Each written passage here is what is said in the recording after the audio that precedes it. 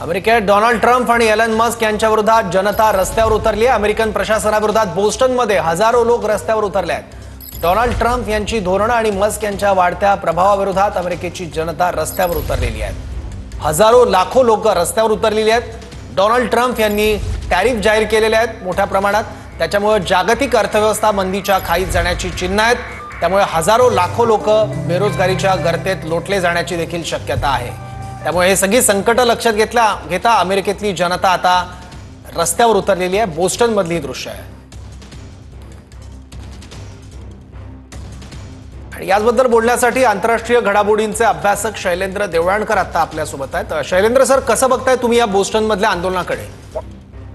मला असं वाटतं की संपूर्ण केवळ बोस्टनमध्ये नाही तर संपूर्ण अमेरिकेमध्ये अशा प्रकारचा रोष, असंतोष आणि डोनाल्ड ट्रम्प यांच्या धोरणाच्या विरुद्ध ही प्रतिक्रिया प्रभावीपणे येताना दिसते। विशेष करून एलन मस्क आणि डोनाल्ड ट्रम्प यांच्या दोघांच्या धोरणाच्या विरोधामध्ये ही प्रतिक्रिया आहे।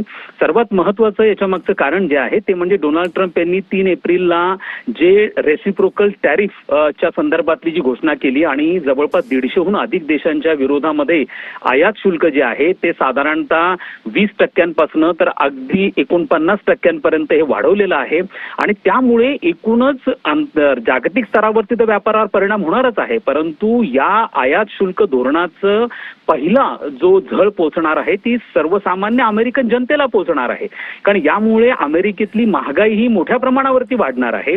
जी महागाई मोठ्या मुश्किलीने 2% खाली आली होती, जर हे धोरण पुढे चालू राहिलं तर साधारणतः ती 4% जाण्याची शक्यता नाकारता येत नाहीये।